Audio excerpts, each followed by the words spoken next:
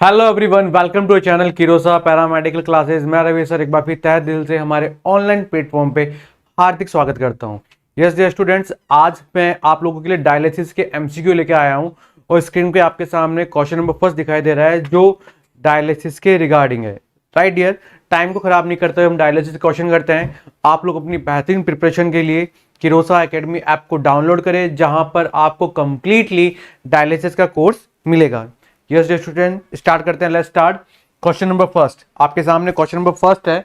क्या कह रहा है, पढ़े और आंसर करें कि what is the primary goal, what is the primary goal of patient preparation before A dialysis session. है ना, डायलिसिस सत्र से पहले रोगी की तैयारी का प्राथमिक लक्ष्य क्या है ना, प्राथमिक लक्ष्य क्या है।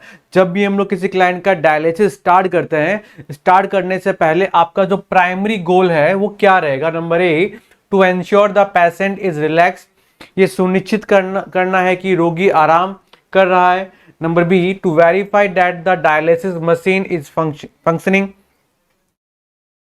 ये सत्य स्थापित करना है कि डायलिसिस मशीन काम कर रही है। Number C, to prepare the patient physically and psychologically for the procedure, प्रक्रिया के लिए रोगी को शारीरिक और मनोवैज्ञानिक रूप से तैयार करना है। और number D, to determine the patient diet, रोगी के आहार का निर्धारण करना है। तो यहाँ पे क्या करना है हमें, यहाँ पर हम लोग प्राइमरी पर्पज की बात कर रहे हैं। यहाँ पे हम लोग यहाँ पे प्राइमरी गोल की बात कर रहे हैं। तो फर्स्ट क्या कह रहा है, to ensure the patient relax, है ना, ये सुनिश्चित करें। यस, ये तो होना ही है कि पेशेंट रिलैक्स होना चाहिए, क्योंकि वो अगर फिजिकली और मेंटली दोनों से रिलैक्स होगा तो प्रोसीजर आराम से हो पाएगा। अगर वो मनोवैज्ञानिक है ना, मानसिक रूप से ग्रस्त है, ठीक है, तो वो क्या होगा, बॉडी को मूवमेंट करेगा, तो जहां भी डायलिसिस है वो वहां पे क्या हो सकता है सर, रिमूव हो सकता है। ठीक है, तो यहां पर ये ऑप्शन नहीं रहेगा। To verify that the dialysis machine is function, ये भी है कि स्टार्ट करने से पहले पता होना चाहिए कि मशीन काम कर रही है या नहीं कर रही है, काम कर रही है नहीं कर रही है। लेकिन ऐसा भी नहीं होता राइट, क्योंकि हमें सिर्फ प्राइमरी गोल के बारे में पूछा है। यहाँ पे क्या पूछा है सर, प्राइमरी गोल के बारे में पूछा है, तो प्राइमरी फंक्शन के बारे में डिस्कस नहीं करेंगे। ठीक कह रहा है, to prepare the patient physically and psychological for the procedure. Yes, primary goal बात रखा है, प्राइमरी, है ना, मैंने भी बताया था प्राइमरी में क्या करना है, पता लगाना है कि मेरा पेशेंट फिजिकली और साइकोलॉजिकली क्या है सर, प्रिपेयर है उस प्रोसीजर के लिए। अगर वो रोगी शारीरिक और मनोवैज्ञानिक रूप से प्रिपेयर है तो क्या कर सकता है, प्रोसीजर वो पूरा करवा सकता है। अगर वो प्रोसीजर नहीं करेगा, अगर वो प्रॉपरली रूप से फिजिकली या साइकोलॉजिकली प्रॉपर नहीं रहेगा, तो वो डायलिसिस का सेशन पूरा अटेंड नहीं कर पाएगा। तो उस क्लाइंट के अंदर एक्सेसिव अमाउंट में क्या रहेगा सर, वेस्ट प्रोडक्ट है वो बढ़ते रहेंगे। तो प्राइमरी गोल में ये हो सकता है। डी देख लेते हैं, to determine the patient diet, रोगी के आहार का निर्धारण करना। डाइट तो प्लान करना है, लेकिन ये प्राइमरी गोल के अंदर नहीं आता। तो यहाँ पर सी, यहाँ पे क्या रहेगा सर, करेक्ट आंसर रहेगा हमारा प्राइमरी गोल ये रहेगा कि मरीज को मानसिक रूप से, ठीक है, और फिजिकली रूप, शारीरिक रूप से क्या करना है सर, तैयार करना है उस जगह को, ताकि वो डायलिसिस हो सके। यस, नेक्स्ट क्वेश्चन देखें, आंसर करें। नेक्स्ट क्वेश्चन क्या कह रहा है कि which of the following should be checked before starting A dialysis session, है ना, डायलिसिस जो सेशन है शुरू करने से पहले निम्नलिखित में से किसकी जांच करनी चाहिए। जांच बोल रहा है, इन्वेस्टिगेशन बोल रहा है ना, क्या चेक करना है आपको before starting the dialysis session. अगर मैं डायलिसिस सेशन स्टार्ट कर रहा हूं तो स्टार्ट करने से पहले आप क्या चेक करोगे। Number A, the patient next appointment, कि पेशेंट का अगला अपॉइंटमेंट कब है। Number B, the patient fluid intake for day, रोगी द्वारा दिन भर में लिया गया तरल पदार्थ कितना है वो चेक करेंगे। Number C, the vascular assess the site for the sign of infection or abnormality, संक्रमण या असमानताओं के संकेतों के लिए संवेदनीय पहुंचे स्थल। और number D, the patient sleep quality, रोगी की नींद की जो गुणवत्ता है वो यहाँ पे चेक की जाएगी। तो बताएं सर, यहाँ पे पूछ रहा है, यहाँ पर कि तो डायलिसिस कर रहे होंगे हम लोग क्लाइंट के अंदर, तो डायलिसिस करने से पहले, बिफोर, है ना, सेशन करने से पहले आप एज ए टेक्नीशियन आपका क्या दायित्व रहता है, क्या काम रहता है। तो फर्स्ट क्या कह रहा है, द पेशेंट नेक्स्ट अपॉइंटमेंट, है ना, कि अगला अपॉइंटमेंट उसका कब है। देखिए, जब भी हमारे पास पेशेंट आएगा हम ये फर्स्ट नहीं देखेंगे, अपॉइंटमेंट एंडिंग में पूरा प्रोसीजर हो जाएगा। प्रोसीजर होने के बाद जब सब कुछ हो जाता है, उसके बाद देखते हैं कि अब नेक्स्ट आपका अपॉइंटमेंट कब है, 1 वीक बाद है, 10 डेज बाद है, वो चेक किया जाता है। तो यहाँ पर सर ए तो ऑप्शन बिल्कुल भी नहीं रहेगा। बी यहाँ पे क्या कह रहा है कि the patient fluid intake for the day. देखिए fluid intake for the day, पूरे दिन क्या किया जाता है, लेकिन इसने बिफोर पूछा, स्टार्ट करने से पहले।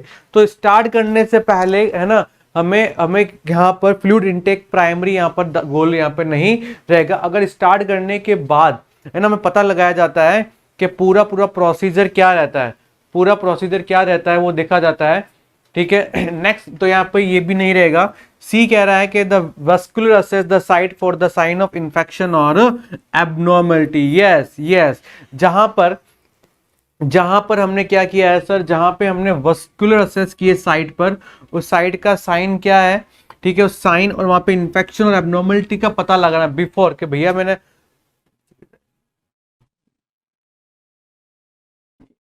है ना। तो यहाँ पे हमें क्या करना है सर, संक्रमण और असमताओं के संकेतों का सावधानी पहुंच स्थल, राइट। हमें बिफोर, हमें जब भी डायलिसिस प्रोसेस स्टार्ट करते हैं, स्टार्ट करने से पहले हमें उस एरिया को पता लगाना है कि वहां पे किसी भी प्रकार की कोई एबनॉर्मलिटी, कोई इन्फेक्शन तो नहीं है।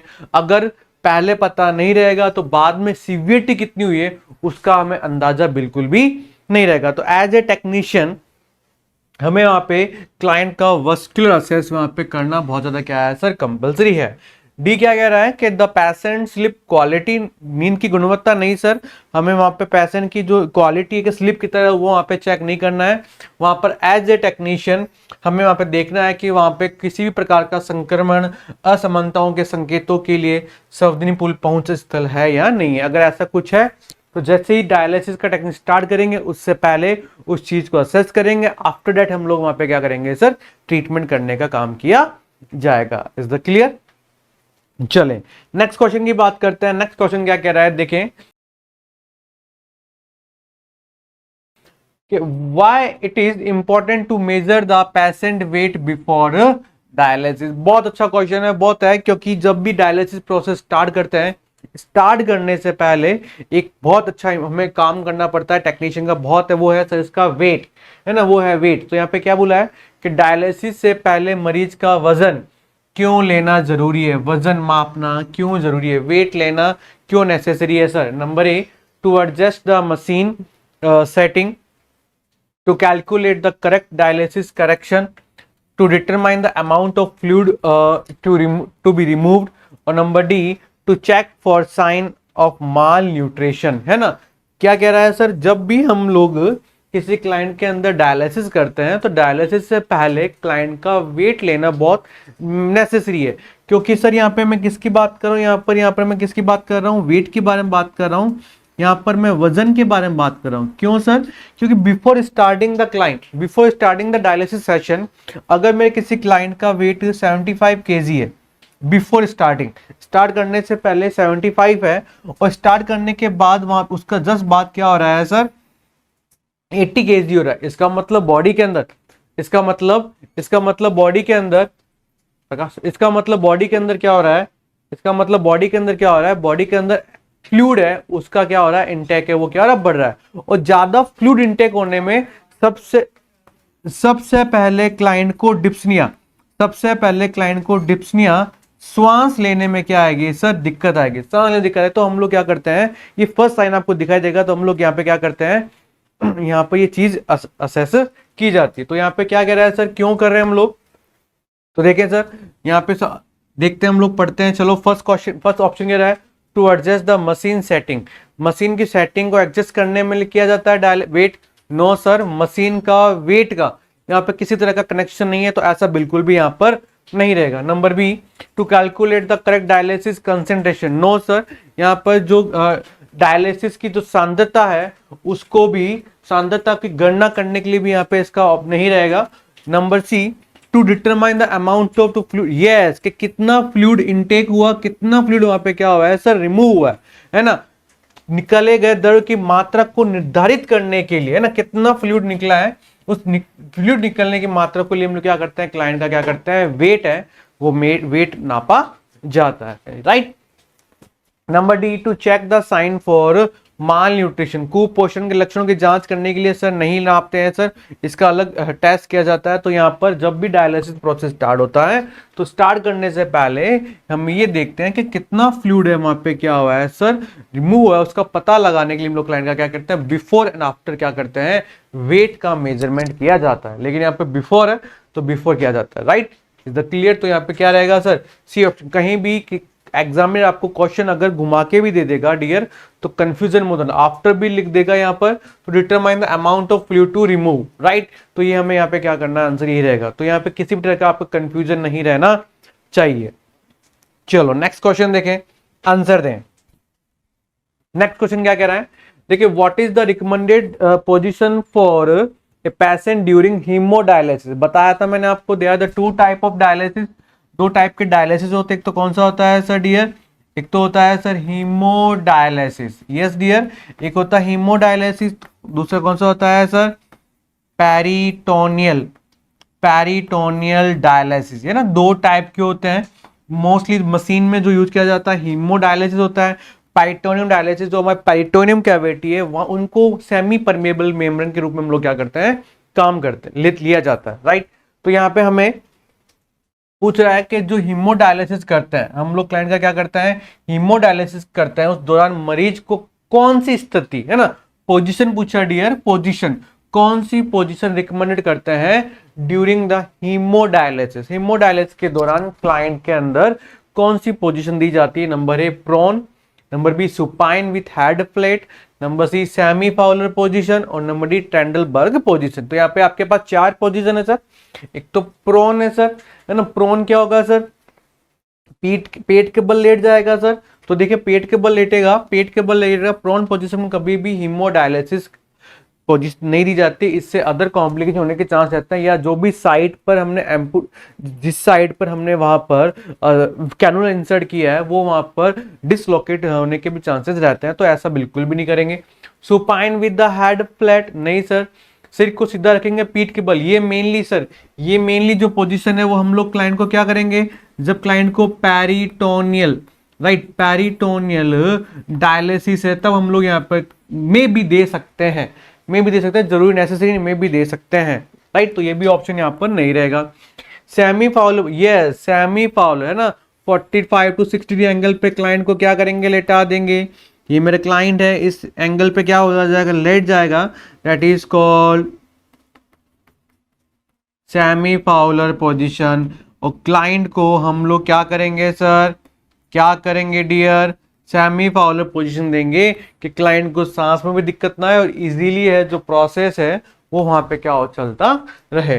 ट्रेंडलबर्ग पोजीशन, जिसमें क्लाइंट के जो लेग्स है वो क्या कर देंगे, ऊपर कर देंगे सर।